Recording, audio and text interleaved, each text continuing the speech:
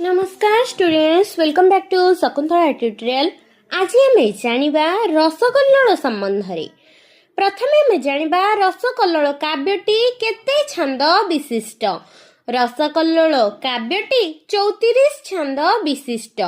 रसकल्लोल काव्यर प्रथम छंद रे केउं देवतांकु स्तुति करा जायछि।